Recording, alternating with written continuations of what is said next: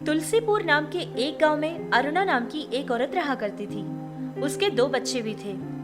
अरुणा के बच्चे बहुत छोटे थे, तभी उसके पति का एक्सीडेंट हो जाता है और उस हादसे में राजेश मर जाता है।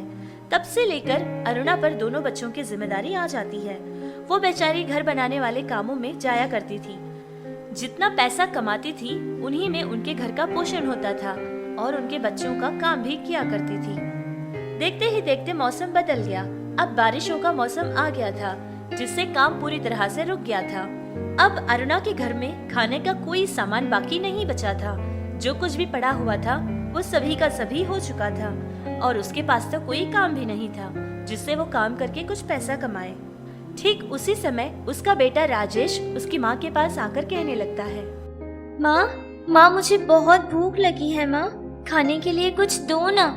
मैंने तो रात में भी कुछ नहीं खाया था माँ, मुझे बहुत जोरों की भूख लगी है। मेरे पेट में दर्द उठ रहा है माँ और मुझे चक्कर भी आ रहा है। उस मासूम से बच्चे की ये बात सुनकर अरुणा बहुत ज्यादा दुखी हो जाती है। अपने आप को बहुत ही बेबस और बहुत ही बेकार महसूस करने लगती है, क्योंकि जो माँ अपने बच्चे का पेट भी नहीं भर पाई वो कैसी माँ है। ये सोचकर वो सोचने लगती है कि अब वो अपने बच्चों के लिए क्या कर सकेगी। इधर उधर देखने के बाद उसको घर में पानी का एक बर्तन नजर आया था, जिसको वो बिना देर किए बाजार में ले जाती है और बेच देती है। उसको बेचने पर उसे जितना पैसा मिला था उन पैसों से कुछ खाना बनाने का सामान लेकर आती है और बिना देर किए जल्दी जल्दी अपने बच्चों के लिए खाना बनाती है और उनको खिलाकर उनका पेट भरती है। ऐसे ही 2 दिन गुजर गए थे। अब उनके घर में कोई सामान नहीं बचा था, क्योंकि जो बर्तन बेचने पर मिले थे वो तो सारे खर्च हो चुके थे। अब वो फिर से खाली हाथ हो जाती है। हे भगवान, अब मैं क्या करूं? ये बारिश का मौसम भी ना बहुत ही खराब मौसम है। इस बारिश की वजह से तो मुझे कहीं काम ही नहीं मिल रहा। मैं क्या करूं? कहाँ जाऊं? किससे सहायता मांगूं? मेरे छोटे छोटे बच्चों का पेट भी नहीं भर पा रही हूँ। अब रोज रोज उनको क्या सुनाऊंगी? कितने बहाने बनाऊंगी? समझने की उम्र भी तो नहीं है मेरे बच्चों की। भगवान मेरी सहायता करो, अब मैं कहाँ जाऊंगी? ये सारी बातें सोचती हुई अरुणा उस रात सो जाती है।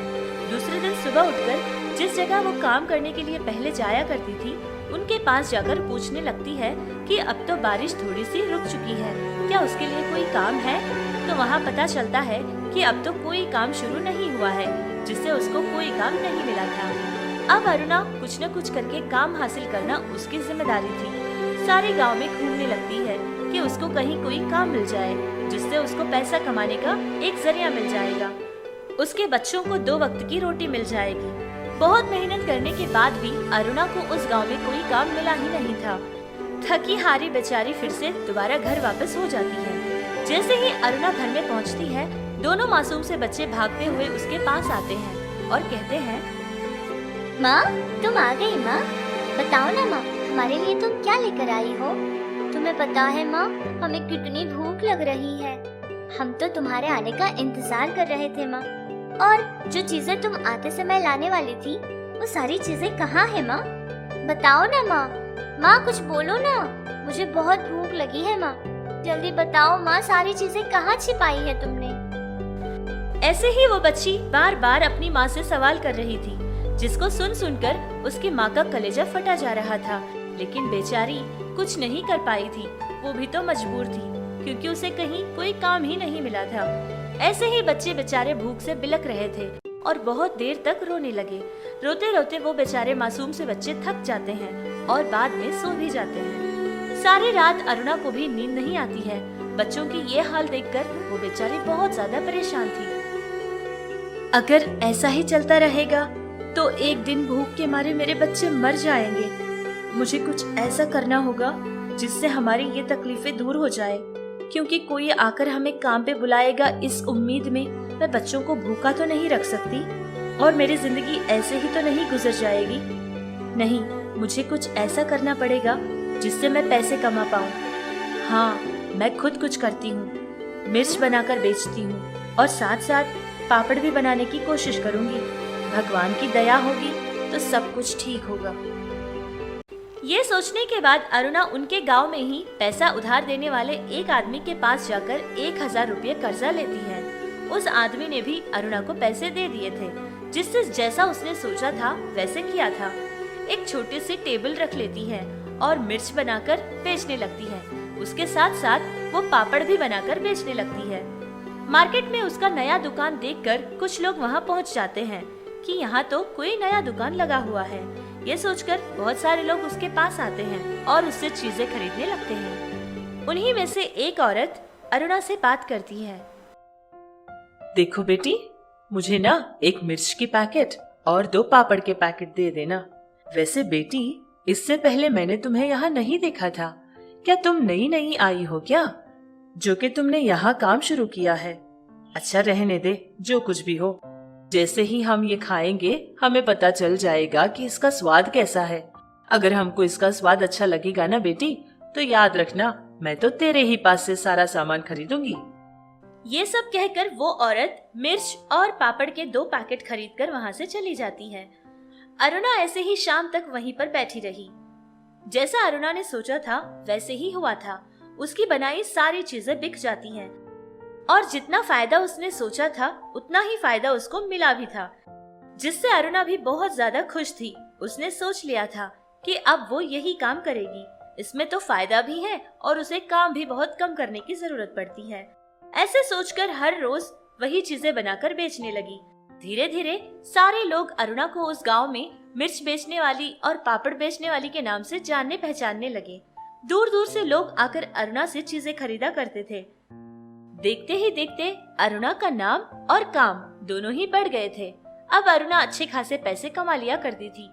जिस आदमी के पास उसने 1000 रुपये उधार लिए थे, वो पैसे भी जाकर वापस उसको लौटा देती है। अब मेरा काम बहुत अच्छा चल रहा है।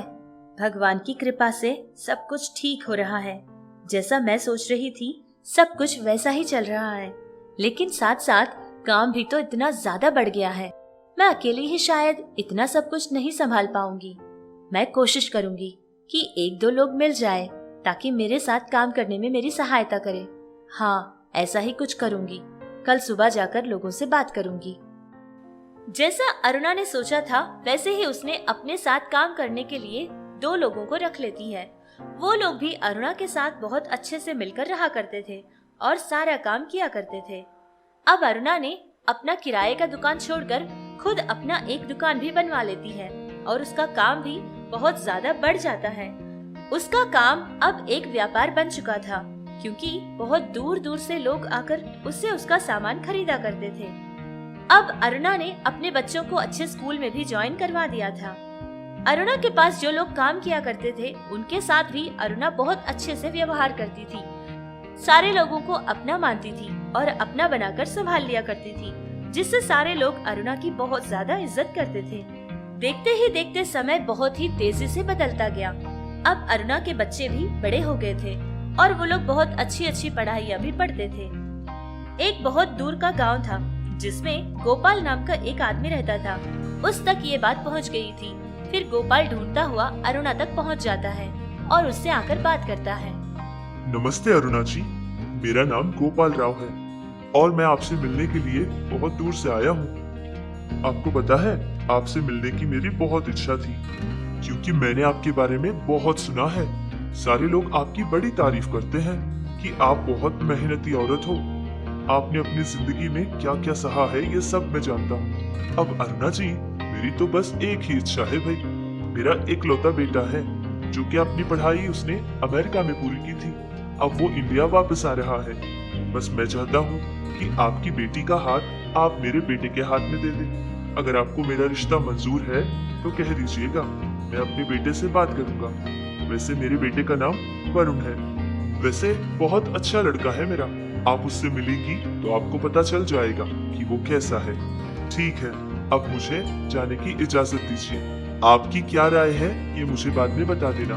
सब कुछ ठीक रहा तो हम दोनों बच्चों को मिला देंगे। गोपाल राव की ये बात सुनकर अरुणा बहुत ज्यादा खुश हो जाती है। फिर उससे कहती है कि उसको 2 दिन का वक्त चाहिए। वो सोचकर बताएगी कि ये रिश्ता उसको पसंद है या नहीं। 2 दिन गुजरने के बाद अरुणा गोपाल राव को फोन करती है और बताती है कि उसको रिश्ता पसंद है। अब वो लड़के को लेकर आ जाए। गोपाल राव अपने बेटे को अपने साथ लेकर अरुणा के घर पहुंचता है। लड़का और लड़की एक दूसरे को देखते हैं। एक दूसरे को वो दोनों भी बहुत पसंद आ जाते हैं, जिससे अरुणा ने अपनी बेटी रमा की शादी बहुत धूमधाम से करवा देती है। फिर उसके कुछ ही दिनों बाद बेटे राजेश की शादी भी वो बहुत ही धूमधाम से करवा लेती है। अब राजेश भी अपनी माँ का काम ही संभाला करता था। इस तरह उन लोगों की जिंदगियाँ बहुत ही खुशी खुशी गुजरने लगी। लेकिन अरुणा ने कभी अपना पुराना वक्त भूला नहीं था। जो भी सहायतमंद होता था, जिसको भी जरूरत पड़ती थी, वो फौरन ही ऐसे लोगों की पूरी सहायता करती थी।